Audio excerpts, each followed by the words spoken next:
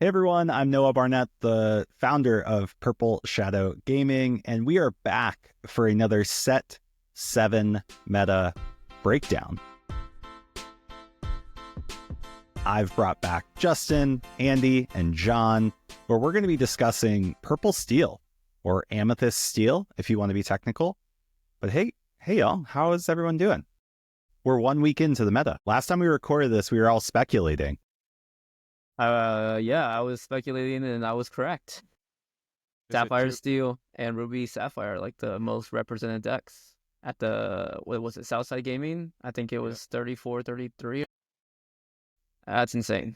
And they had the highest conversion rates in the field in the Forbidden Mountain tournament. Oh, wow. That was a big one too. Yeah, I would say I was right that Sapphire was going to do well because I'm a Sapphire lover, as the comments keep telling me.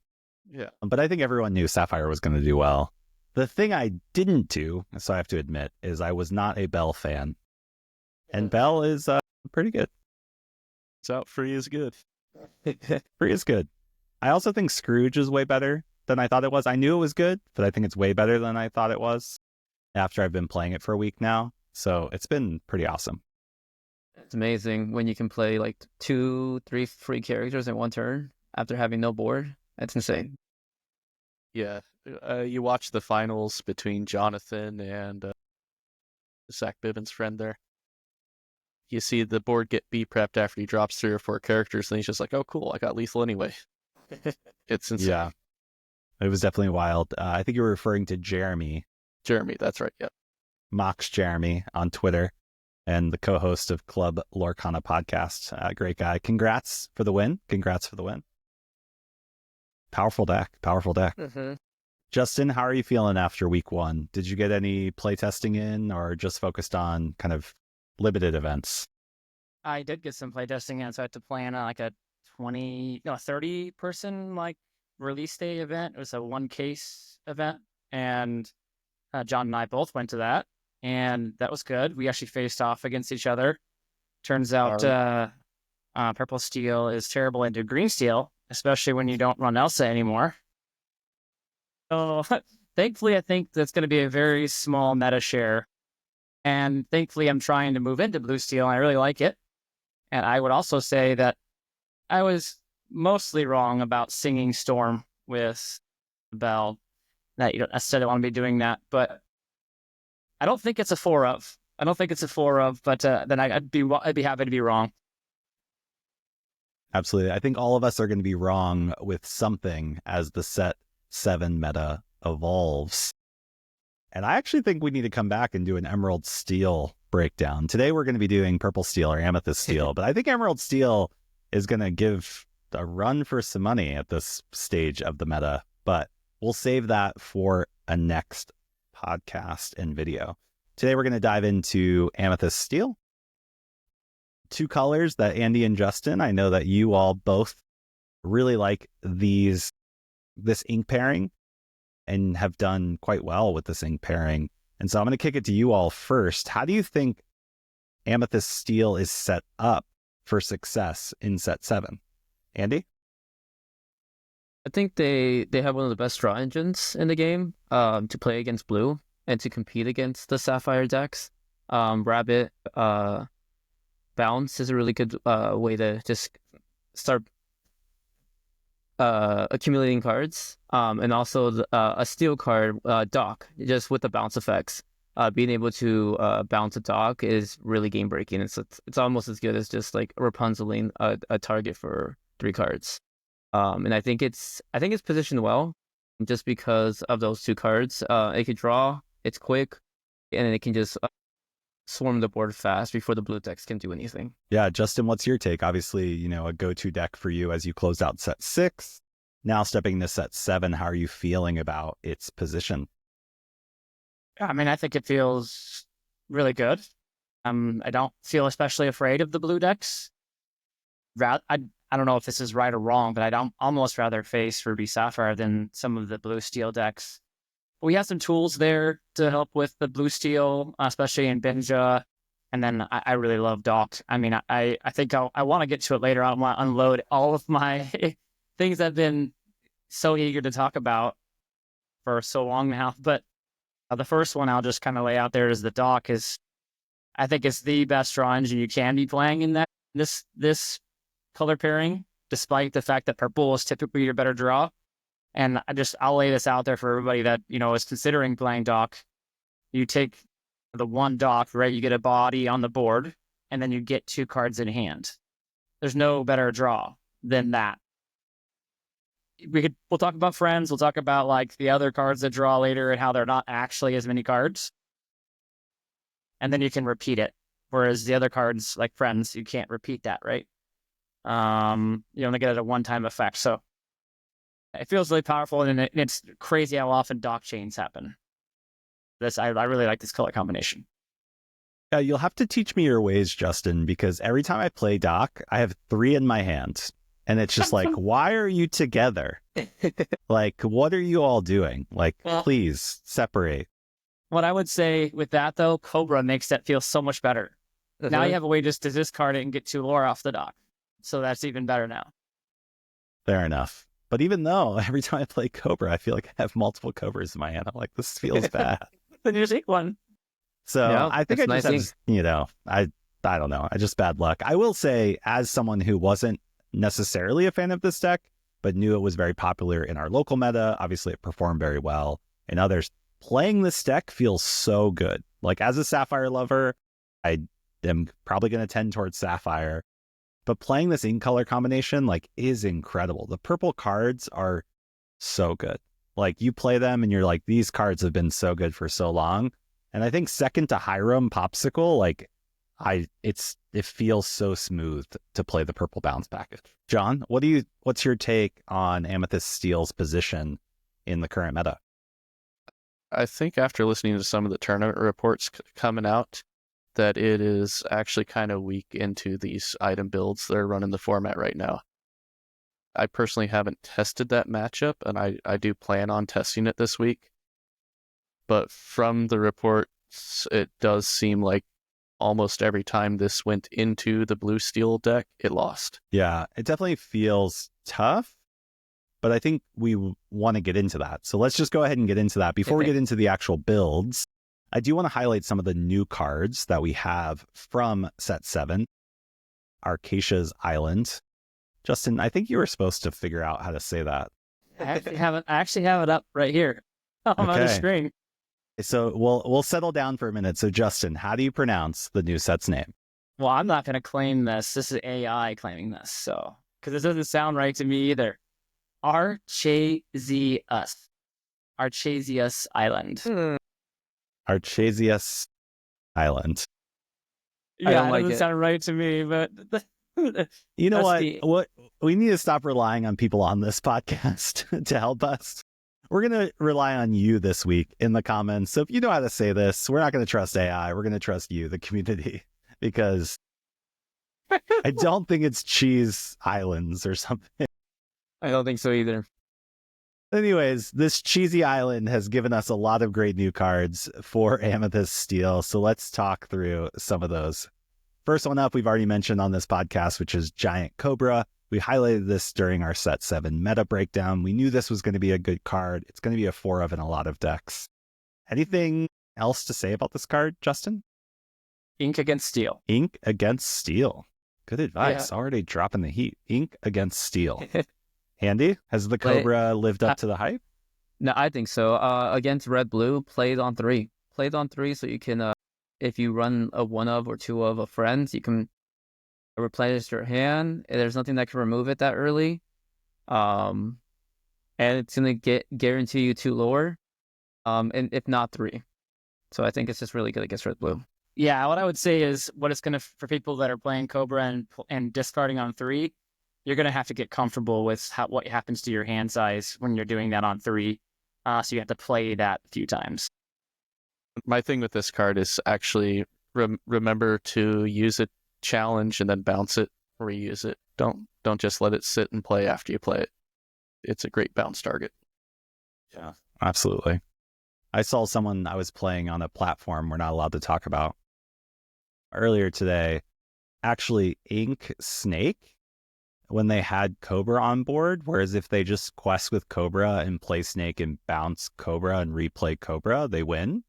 And it was almost like, again, you forget when you play the bounce package so much that like this is a target you could bounce and then replay.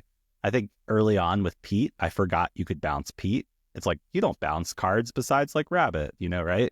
But I think it's, again, this is the same card. Like, how do you, not same card, but it's the same type of thing where it's like, we got to learn to know how to bounce these things. Same with Doc too. I've definitely forgotten that you can bounce Doc, which is insane, but it's awesome when you learn it. Second card, not as popular. I don't think we spent a lot of time talking about this in the initial set review, but This Is My Family. It's a 2-cost uninkable song that says gain 1 lore, draw a card. More popular in what's referred to as the burn versions of Amethyst Steel.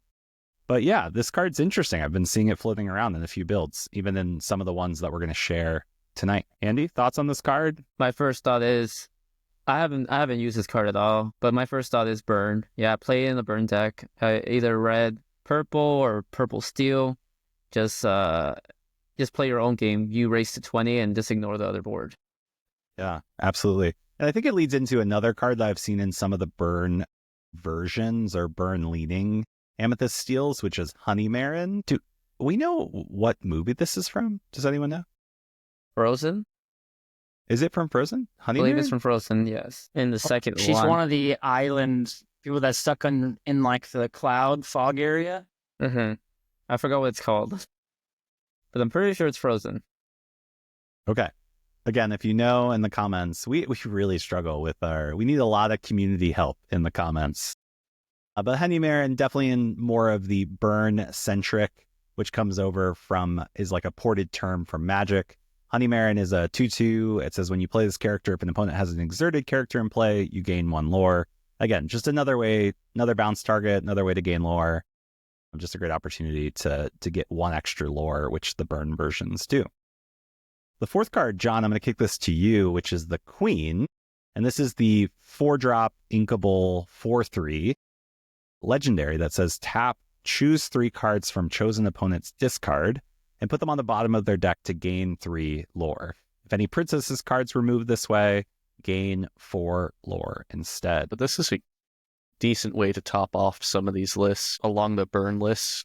People are already going to use their removal, and this is a real good way to interact with the new items, to keep them off the shift bell and to keep Tamatoa from pulling back extra draw engines. It's generically weak to the removal out of hand because it doesn't happen when you play it, so we'll see how it lasts in the format a long run. Yeah, it's an interesting new card. I like to see people experimenting, and I do think this is a way to get that final 4-ish, 3-4 lore at the end of a game. So pretty cool. Last but not least is Gantu, 4-drop uninkable 2/4. When you play this character, characters can't exert to sing songs until the start of your next turn. Each player pays 2 more to play actions or items. I will say I've played this card against the item deck, and I love seeing them have to pay 3 for their popsicle. I like it. I think it's pretty strong in it could be good in the burn deck. Just because you're not playing, you might not play that many songs. You're just trying to get like bodies on the board to quests, enter effects like Lotus, Cobra, Go, keep drawing cards. So it might be good in this deck in like a burn format. I think it could be a tech card versus these items because I think it is important. At first, I just read it pays 2 more to play actions, but it's also items, and I didn't know that for a while. When I first read it, I'm like, wait, this card's pretty good. Yeah, and I think it's really good into both the Ruby Sapphire decks, the item versions, but also then the Ruby Sapphire decks that have Shark, and obviously the Sapphire Steel items deck. So I think it has a lot of versatility against a few different decks, also into even maybe Amber Steel and a few others. I think there's just a lot of interesting play lines. It being uninkable and only a 2/4 that quests for 1 is pretty rough. Justin, any takes on this as part of an Amethyst Steel package? Yeah, I don't think it works. So there's a few things going on here. One, I think we shouldn't be on Rabbit in purple steel in this format. I think you got to go faster. You can't dirtle around to try and give yourself a good body to sing Zeus. Blue steel is just going to run over you during that time frame. So then in order to draw, you've got to be on Genie. You need some other lore pressure. Genie, people have come down on Genie, and I get it, but it's a really great answer into anything that's not red. And so now you're fighting with that position here. It's uninkable, and it's not drawing you cards. Now you're trying to get rid of this uninkable card so you can dock. And so it's just really not flowing with the more aggro setup. So I would not suggest this card in a purple steel build right now. Yeah. And I think it's a great point because I do think you mentioned there competing with other slots based on how you build it. So I think it's a great transition to talk about the various ways you can build Amethyst Steel. There's kind of 3 different takes out there. One, towards the end of set 6 that was most common was playing Merlin Rabbit. Obviously the 4-drop uninkable 2/3, draw a card that we are very familiar on play and when it leaves play. There is a newer version, as we've already mentioned, with Dock, which is the 2-drop uninkable 1/3, that when you play this character, you may discard your hand to draw 2 cards, and it quests for 1. And then the third way we've seen people drawing cards, which is more in a Jafarish mid-range version, which we're going to share, is actually going back to like Whole New World and playing that type of game, which is very interesting. And so, yeah, I would love our team's take on these different versions, and then we can kind of get into the different builds and talk specifically on them. But what are the pros and cons of having Dock in your deck? Obviously, it sounds like, Justin, you're high on Dock, but what are kind of the pros and cons you've seen as you've been playing with him? Yeah, so like you said, if you end up with multiple in your hand, it can be pretty painful. My very first game this weekend, I sit back 7, I think. I think I sit back 7. And I got back 3 Docks, a Calhoun, a Genie, a Fox, and something else bad. I ended up had 2 inkables, and I was like, oh, I lost this game. I ended up pulling it out, but that's, I think, one of the downfalls there. It's not a great body, but what anybody that's played this deck long enough knows that even a 1-drop in any situation, just that extra 1-drop can make a huge difference, and that's kind of what this body feels like. So it can't discount the fact that it's just an extra card on the board. Yeah, absolutely. The second card, which is, the well-loved Rabbit, and by the way, the artwork on Rabbit, I think I underestimated it. It looks so cool. It does. I haven't looked at it closely enough in a while, but yeah, it's so epic. But Andy, you ended set 6 with Rabbit. Now I've kind of heard you hint towards Rabbit is maybe not the game plan for set 7, but what are the pros and cons of being able to lean into Rabbit instead of, say, Dock? The pros of Rabbit are it's in an attrition war, you're gonna win. And what do you mean by attrition war? Like maybe someone's like, wait, what is an attrition war? Explain that. So the number of cards you have, basically the resources that you get to play. When you get to play this if you can play this with Snake on 6, you draw so many cards. You play it again, and you're gonna easily draw 4 cards. The problem with it right now is the Sapphire decks play Hiram, and they draw 4 cards when you're drawing 2. So it's just they're going faster than you. They're drawing more resources, so they can easily spread the board. They can get to their game plan faster than you can, and Rabbit can't control the board, which is Zeus, when the board is 3 bells and Smees and stuff. Yeah, and Hiram's inkable compared to this card. Hiram is unfair, but we'll get back to that another time. They draw 4, you draw 2. Yeah. Congratulations. Last but not least is A Whole New World. John, I'll let you take this one. Obviously more traditionally known to be in Amber Steel songs, and then a little bit in Blue Steel.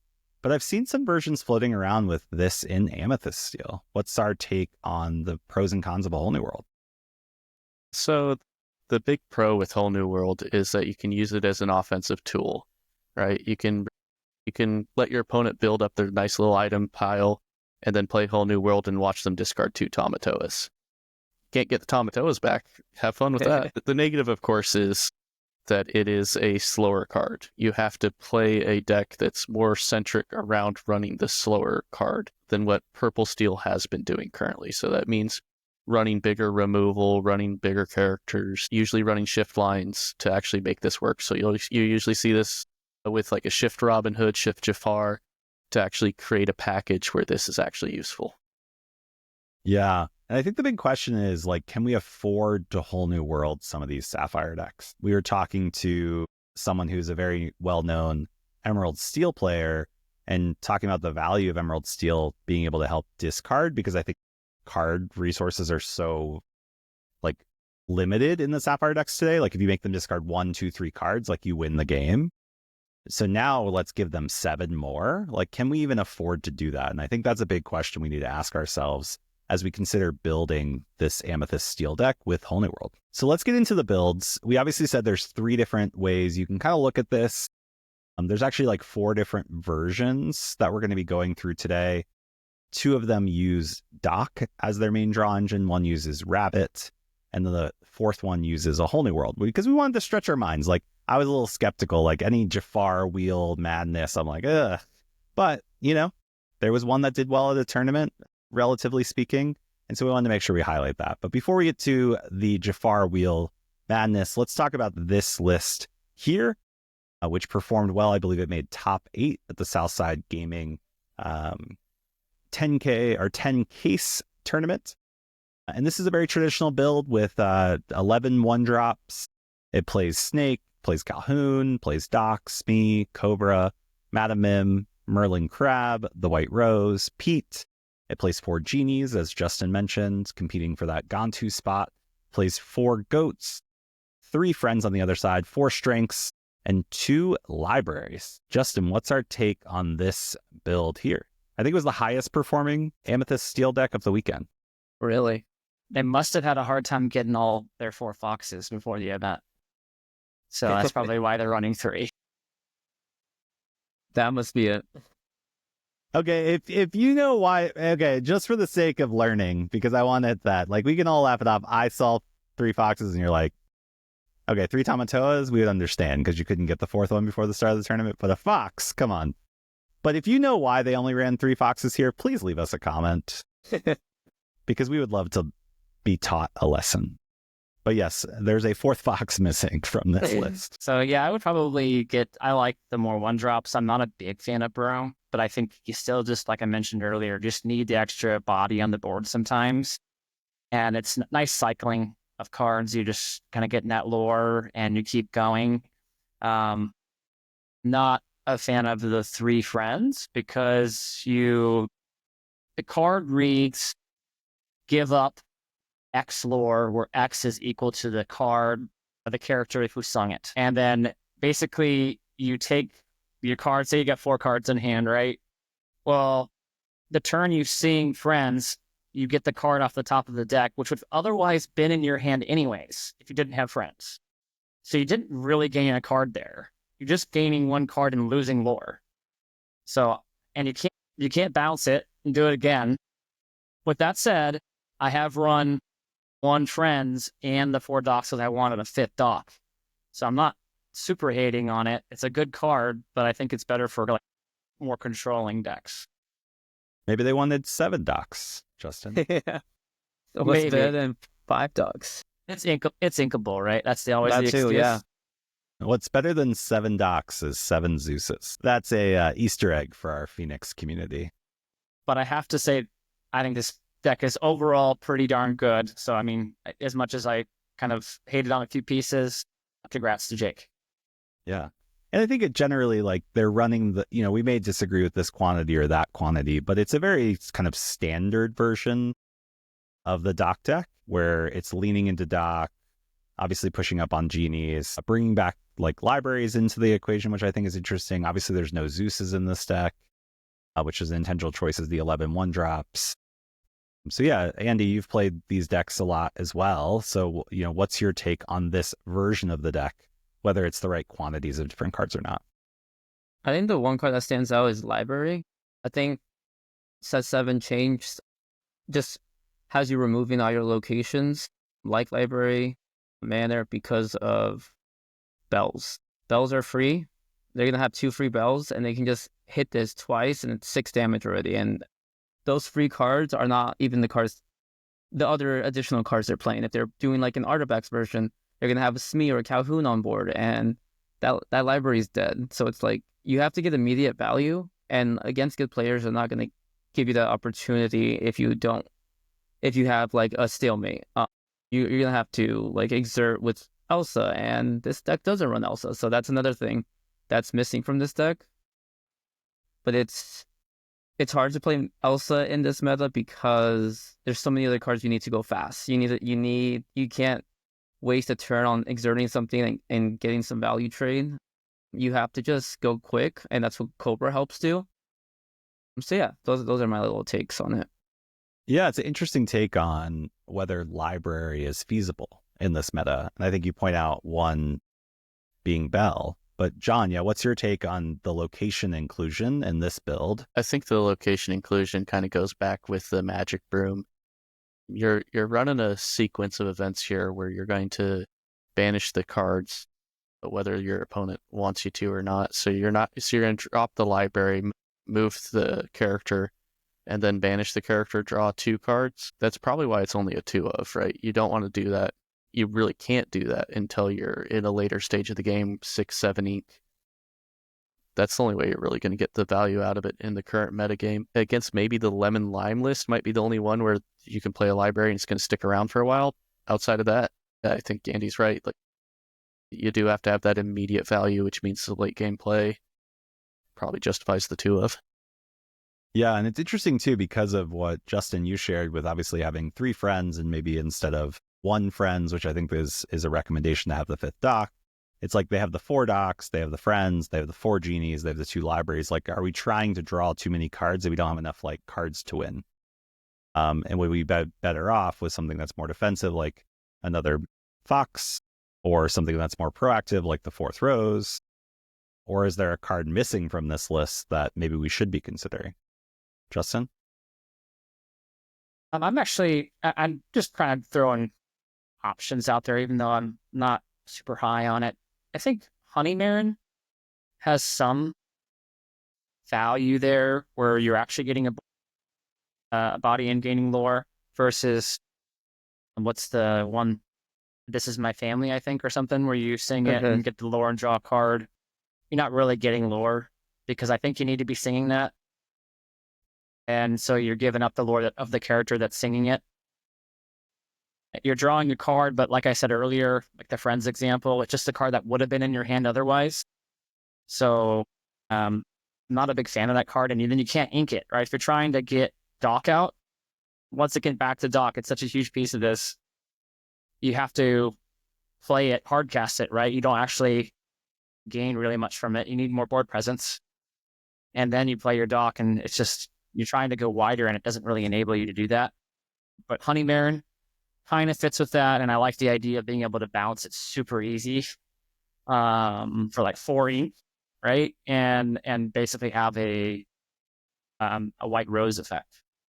Yeah, absolutely. And I think that brings up the next version, which has Honey Marin in it, which is a dock-based build, but way more aggressive in what we would refer to as more of a burn version.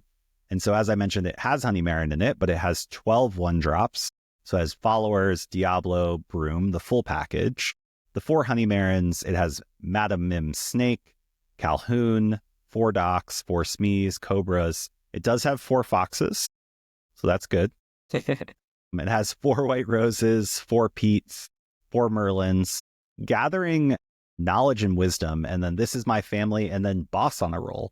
And for those that don't know what Boss on the Roll does, because it's not a very commonly played card, it's a 3-drop inkable song, so it can be sung. You look at the top 5 cards, I believe, and you reorganize them however you would like, and then you gain 1 lore. So you gain 1 lore, but then you also get to rearrange the top 5 cards of your deck. And so you can put some on the bottom too. Yep, okay, so you can put some on the bottom as well. So very interesting card, can help you stack your next few turns to really get you that last set of lore that you need to capture. I've played it before. It's very interesting. I played it in more of the Ruby Amethyst burn deck last set. So yeah, what is our take on this more aggressive version? Justin, I'll kick it to you first, since you mentioned Honey Marin. This one's going all in. This is like, how do I get to 20 as fast as possible? Yeah, just be careful, don't dying into Bell Storm. It doesn't really fight the board very well, so that's why I'll add the knock on Honey Marin here. And then a positive slant, I'll let others talk about other things in this deck. I want to try the bosses on a roll. The idea of looking at 5 cards, it's like Vision almost, right?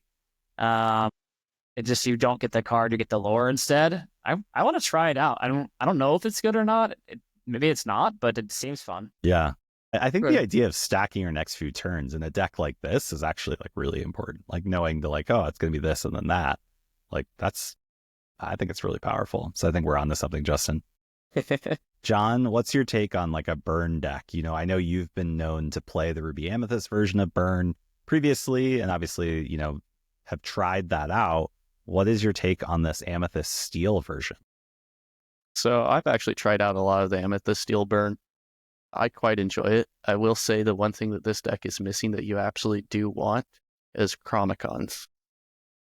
Because you are going to dump your hand, you're going to be empty on cards. Even with Doc bouncing on Snake and drawn through, you're going to want to get to a point, because you're going to stall out. In most matchups, you're going to stall out somewhere between 14 and 16 lore. It happens very consistently. You're going to want to get enough card draw to where you can just drop Gathering Knowledges for lethal out of your hand. So that's the only knock I have on this style of the deck. But I do really like this, and this is a fun deck to run, and it's a lot more technical than it looks on first glance. Throw that warning out there. Yeah, absolutely. I think people that are familiar with like burn decks from other TCGs are like, oh, you just like untap, cast a burn spell, pass, cast a burn spell, pass. But I do think sequencing and learning the play patterns in this version of a Lorcana burn deck definitely matters. And John, I appreciate you reminding us of that. And for those that are wondering, when he said Chromicon, he's referring to the Amethyst Chromicon. That's a 2-drop inkable item that you tap, and both players have the option to draw a card. Very common in these Amethyst-driven burn-style decks. You don't really care that your opponent has another card. You just want the extra card for you. And when you have multiples in play and you're drawing 3, 4, 5 cards a turn, it helps you get to those multiple gathering knowledge and wisdom turns that help you get over the line. Andy, what is your take on this? Like, cup of tea? Have you tried it? Would you try it?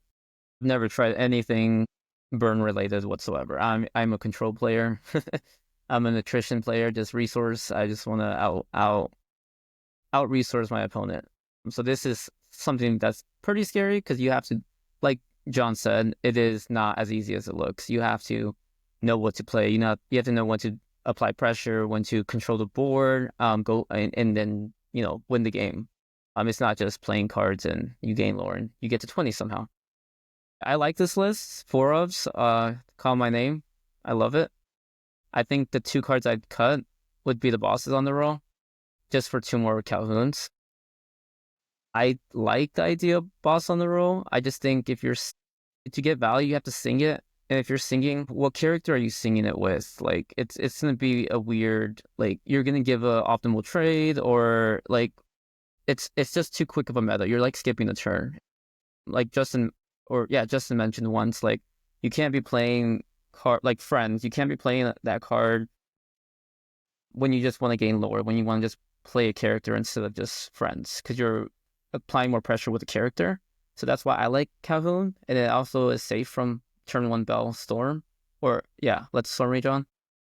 So that's why I like it. It challenges the bells, it keeps them in a stalemate, and gains you lore. Yeah, I think it's really interesting. I think there are some cases where you want to like play Pete, prevent their B prep, quest, stack your deck, and just play actions the rest of the game to win the game. So like, I don't know, there's some interesting play patterns here against like Ruby decks that I think are really interesting. I wonder, and John, you can like call me out immediately for this, is I know we love Pete, referee, but I'm just looking at cards in this deck that don't gain 2 lore or don't do something creative or interesting here, especially knowing where the meta is right now, where like B preps are like actually down and out a little bit. Like, is there actually a better card to lean into here that like quests for 2 or does something more interesting?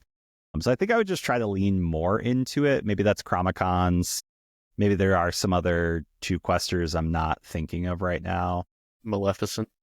Maleficent, yeah, play 16 1-drops. Yeah, I think that's interesting. Yeah, there's something You here. don't- I you would just don't want do to it as lean in 4 of. further. Yeah. Maleficent's usually a 3 of in a list like this. I don't know if you can play Maleficent with a free bell on turn 1 that can sing. A free Cinderella on turn 1. Yeah, so that's why you do it as a 3 of. You only try to play it when you're on the play, and then you bounce it with Snake. Then you trade with the bell. But it's a dead card on the draw, right? It's a dead card on the draw, And it's usually. uninkable, 100%. so I don't know. Yeah, this list is tough. If you are a fan of a more burn style and you have a better list than this, please leave it in the comments. We'd love to take a look at it. Again, this deck did decent at the Southside Gaming Challenge. I think it made top 16, I believe. And so there's something there. I think it's a fun deck. I think this would be the type of deck I would want to just like, I'm tired of playing popsicles, and I would just be like, oh, I'm going to just sleeve this up and let's run it. It does look fun. It's fun. It is tough. The next list that we have here is leaning into our other draw engine. So we're moving away from Dock and moving into Rabbits. This is an interesting one. So it's more of a Rabbits Zeus deck. We also see a few other interesting card choices in here. I think what I want to do again is really focus on like, what does it look like to lean into Rabbit instead of the Dock build? And how does that differ? How do card choices differ, etc.? Again, I think Justin and Andy, you played the Rabbit versions towards the end of set 6. So Andy, I'll start with you. What should this version look like? And while you're thinking about that, let me just give a rundown really quickly for those that are just listening to this on audio. We have 12 1-drops. We have the typical players, Snake, Calhoun, Mr. Smee, Giant Cobra. We do have 4 Foxes, and we have 2 Crabs. We also have this 2-drop Jafar, which I believe gets Challenger +2 when it is on the play, I believe, and it quests for 2. You give some other character. Yeah, it's a 3-drop Inkable 3/2, quests for 2, and gives Challenger +2 to another character on play. Pretty good. 4 Pete's, 4 Goats, 4 Rabbits, 2 The Queen, the new one, 3 Elsas, This Is My Family, Strength of Raging Fire, and Zeus. Andy. I think this deck is really positioned like in a tough spot right now just because of Bell and the Sapphire Steel, how they've been very prevalent in the last couple of tournaments, and set 7 just started. I think to make this work, I think you have to play like Olafs instead of Brooms if you want to keep like board control. And I think it's really important to have something to trade into those bells if they choose to sing or if they choose to exert for lore. I think you always run 4 Crabs, but I think it's just, I think Rabbits are too slow right now.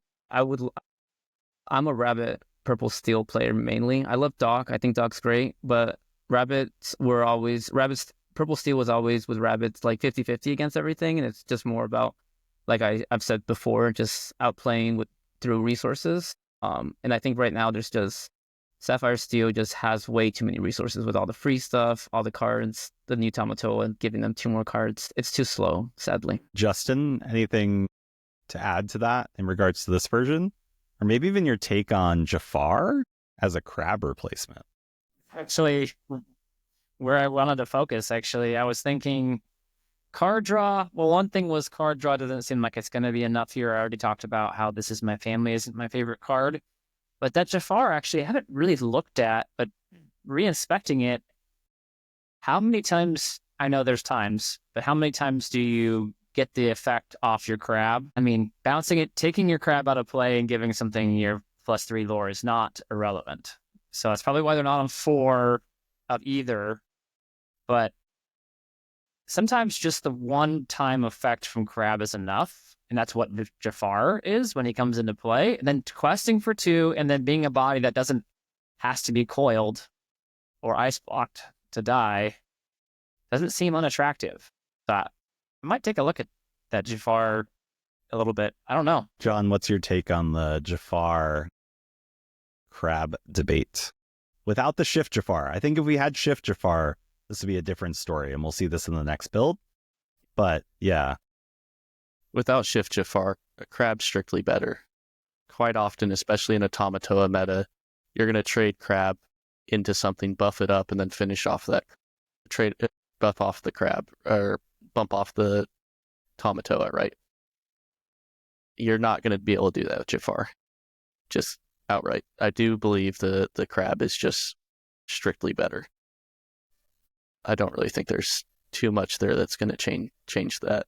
This deck overall just looks like he's experimenting with some of the new stuff, trying to figure out what does or does not work. Absolutely. I think the cards that stand out for me in this list is the ability to run Zeus. So we said with the dock deck, we obviously couldn't, like, it didn't make sense to run Zeus. And being able to run Zeus with, especially with like Tamatoas and sharks still running around like wild, and obviously opposing genies and a few other things, like, it feels really powerful. But yeah, what's our take on trying to fit Zeus into this, given the current meta with sharks and crabs running around? I think you always need Zeus in this meta if you're running rabbits and like 4 costs, especially Elsa that can sing it. Because you have to get rid of that Tamatoa in any of the lists. They just get so much value. Once again, free item they can play, dime, workshop. So many free things in Sapphire. So many free things. So it's definitely needed if you were to play this build. I would even go up to 4 Zeuses, just because you always want to see it. Yeah, for sure. I wanted to actually just go back to what John was saying, because I mentioned that the Jafar coming out of play doesn't give the +3, right? Well, earlier this week I played Andy, and he played crab, bounced crab on a Diablo and killed my Hiram with it. That felt pretty gross. Felt good. It felt great. Not doing that with Jafar, that's for sure. Hey, listen, Jafar's working up to it. He'll be like Merlin's status one day. You know, he's trying to become like all powerful, but he hasn't gotten there yet. Well, speaking of Jafar and kind of this debate, obviously the next version we want to talk about leans into a whole new world, but actually focuses a lot more on a kind of Jafar wheel mid-range Amethyst Steel deck. For those just listening to the audio, you know, you have your typical players like Chernobog's followers and Magic Brooms, but then you're adding in Robin Hoods for the shift line. You have Calhoun, Smee, Cobra, Fox, Pete, Goat, Crab, Rabbit, Jafar, Elsa. But you also then play the Jafar packages so that you can shift into Jafar. You're also playing Bagheera, which is the 5-drop inkable 4/3 bodyguard quest for 2. When this is banished on your opponent's turn, grab your swords, basically. It does 2 damage to all your opposing characters. Twinfire, Zeus, I find them all, flatten them, like grab your swords. There's a lot going on in this deck. A lot. Again, did perform okay during the Southside Gaming, which I think is why it's worth taking a look at and seeing. What do we think of this?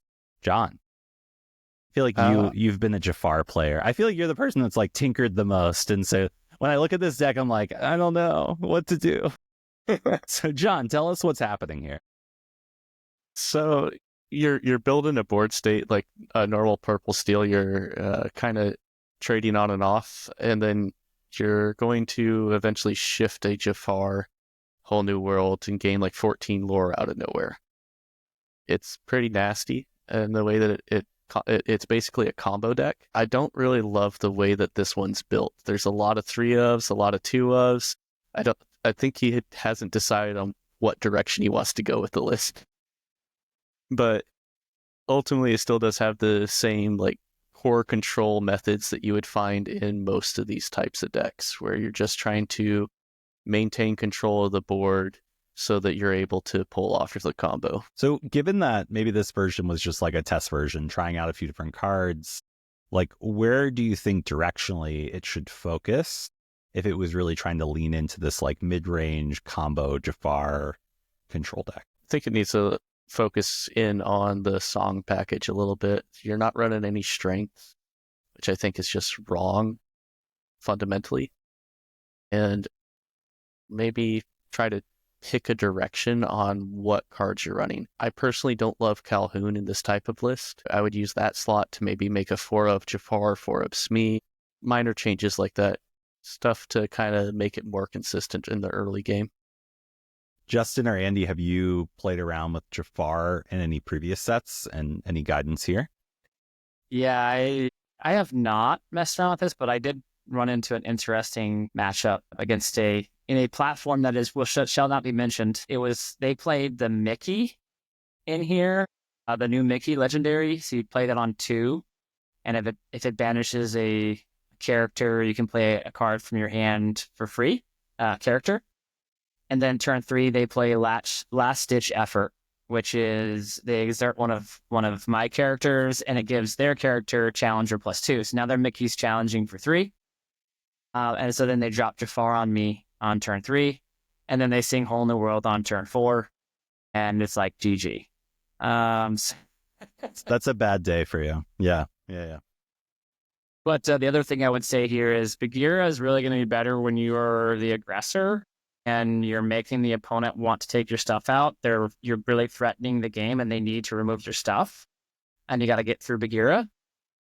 And so 3 Smee conflicts with that approach, right? So you got to be playing the heavier questers here if you're going to try and lean in there. So maybe, like John said, pick a direction with the deck. Yeah. I do love the recommendation of including Mickey potentially in here. Or again, I think, John, you said this, just even like shoring up your Jafar lines. Like I think the Jafar choices here, like we're not even seeing the 3-drop Jafar that we mentioned from the last deck in this deck. Like, is there a place for that? Yeah, there's definitely some interesting choices here. But Andy, if you had to take a Jafar deck, what direction would you take? Like that's the challenge. Like Friday night, you got to shuffle up Jafar. How are you handling the build? How am I handling this? Boy. We have a local that always tries to make Jafar work at NVG, and a good close friend of mine. So I always tell him the best thing is, first of all, having plenty of Jafars that can live. I feel like this 2-cost Jafar is really weak, especially with these bells running around. I love the 3/4 Jafar, the steel 4-drop. I think the main thing about this deck is always consistency. You want to see all the cards that get you to your game plan. So these 3-ofs, 2-ofs, they're going to be really inconsistent. And maybe he got really lucky and hit everything he needed when he needed it. But I personally would go the more consistent route, the more draw heavy route. Get Elsa out of there. You're trying to do your own game plan. You have Zeus to sing with your shift characters and your rabbits and Jafars. So yeah, I think that's where I'd go. I go more low to the ground with some of the characters, like Bagheera and Elsa just conflict with what you want to do. Yeah. And there are a few cards in here that that I don't see in here that I would want to try, and I've actually seen them played against me recently in a Jafar version, which is that Show Me More card, the new Queen 2-drop draw 3 cards. I think that's always interesting. I've seen Amethyst Chromicon in these decks. I think this is where This Is My Family is actually interesting, because you can gain 2 lore off that card and draw a card if Jafar's tapped. So there's like some interesting things that if you're really leaning into the game plan, like I would want to see more of, because wheeling into Show Me More like feels really good to be able to get over the line, which you often need to do something after Whole New World. Like you Whole New World, and then you still need to push lore. So even having like more Cobras, I think would be interesting, because you have cards in your hand. So like having a Cobra there. So there's a few design choices that I think need to be determined here. But overall, I actually like it. I think I want to try it again. I do want to make Jafar work, because my Jafars have just been sitting in a box for a long time, since they were like $30. Do you guys remember that? You know, the Jafar hype? Yeah. Before it came out. And then everyone was worried that Shark was going to be overhyped and Hamatoa was going to be overhyped, and those cards have been well worth their hype. But Jafar was like our last like hyped card that like just hasn't been there yet. But as we get more draw cards, as the format continues to develop or the card pool continues to develop, like I love seeing people try it, pulling it back out. But props to David Ellis, though, for what appears to be not a net deck and just building it himself. and putting himself out there, right, and then doing well with it. So great job, Yeah. David. Great job. Yeah, and thanks to everyone who we highlighted today and their decks. We couldn't highlight them if you didn't actually show up with them. And as we talk a lot about on Quest Like a Pro, you got to like shuffle up 60 to 74 cards and actually play a tournament and do well over the course of a few rounds to be able to be highlighted. So Justin, that's a great point. Like, thank you all for doing this and doing the work so that we can talk through these decks here. Well, guys, as we wrap up with Amethyst Steel, I want to get first your sentiment on whether if there was a DLC this weekend or in the next couple weekends, would you even consider Amethyst Steel as part of the deck choices? And then 2, which version would you go with regardless? Are you leaning into the dock? Are you leaning into the rabbit, the Jafar wheel? What are you thinking about? Is it more burn? Is it more aggro? Is it more mid-range? Like, what are you thinking there? And so would you take it? Would you consider it? You don't have to take it, but would you consider this in maybe your top 3 deck choices, given the current meta? And then which version would you take? John, I'll let you go first, and then Justin, and then Andy, you can close us out. So in the current meta, though, I would definitely consider the burn version, and because we're looking at probably 50% plus that's going to be one of the item version decks, and the burn deck should, in theory, do really well into those. Obviously, that does need some testing, but I would lean heavier into the actual overall draw strategy in that list than the one that we had up right here. That's where I'm at. Sounds good. And would you take it? Like, would you consider it in your top 3 deck choice if you were heading into DLC or a big tournament in the next couple weeks? Yeah, so I am planning on heading to a big tournament next couple of weeks, and this is the burn list is one of the decks that is on my radar for that tournament. Awesome. Justin? I would bring the dock list. I'd bring something very close to that very first list that we put up. That wouldn't be that exact 60, but that's what I would bring. Because you have 4 foxes. As long as I don't hit green steel, right? But you can't win them all. I don't feel like. I mean, the green's still strong. I think that new P is scary. I think that's the big change. You gotta watch out for that P. Do you know what I ran into in Emerald Steel? I know this is a podcast about Amethyst Steel, but Beast Relentless came back, and they weren't even comboing. They just played that card, and it cleared my board. And I was like, I like that card. what? Scar-esque. So again, I think the reason I'm pointing that out is like, hey, go back, look into the archive of cards that maybe we haven't thought about. And maybe there's ways to bring those cards out. Andy, what version would you bring? And would you consider this in your top 3 deck choice if you were headed to, Charlie's Collectibles or some of the other tournaments at the end of March? On my top 3, would I consider it? So first is Blurple, always. Second is Sapphire Steel right now. And I think I'd probably bring a Dock Purple Steel version. I think I know it well. I think I can. Purple is my middle name. I play all the purple decks. So I think I feel really comfortable with it. Just like Justin said, something aggro like with the docks, just swarming the board, getting control with strings, and just turning sideways before the blue decks can do stuff. Yeah, I think that is key, and I think we're all agreeing on that. And I'll kind of just echo that is like whatever version I'd bring, it needs to be more on the aggro side. And so yeah, have the resilience that that Amethyst really brings to the deck, and Steel does as well, but also just really focusing on winning the game, especially against 50, 60, 70% Sapphire meta, which is going to be pretty intense. So for those Amethyst Steel players out there, we wish you well.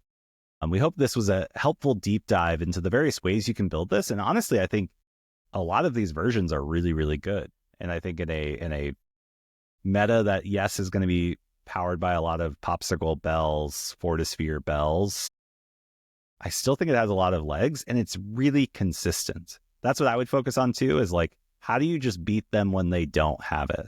Which they don't have it all the time. Like if they don't play Bell turn 1 or turn 2, like I think you're okay. So it's the second item too. It's huge. Like you just feel like you just you kind of go fast for like 4 turns, and then you just don't do anything. Versus this deck always does something. Like, you don't have to just hit your docks, and you're gonna find it because of all your 1-drops, and it is more consistent, but not as backbreaking when you get like the nuts. Well, it seems like we're on the fence. We'll have to see. We'll have to come back and do a set 7 recap, maybe after month 1 or month 2 of the meta, to see where Amethyst Steel has sat. But I don't think picking this and bringing it to a tournament would be a bad idea, especially if you're familiar with it and you like this more aggro, kind of resilient, consistent deck. I think this is a great choice. And we hope that this review actually helps you get into it. Thanks, Justin. Thanks, Andy and John, for being on today and diving in again. We'll have to do it again soon, so if you want another deck review, please leave us a comment. We've brought up Emerald Steel. I think I would love to dive into Emerald Steel, but if you would like to see something different, feel free to recommend in the comments, and we'll be back to do another set 7 meta review soon enough. Thanks, everyone. Thank you. What did you think?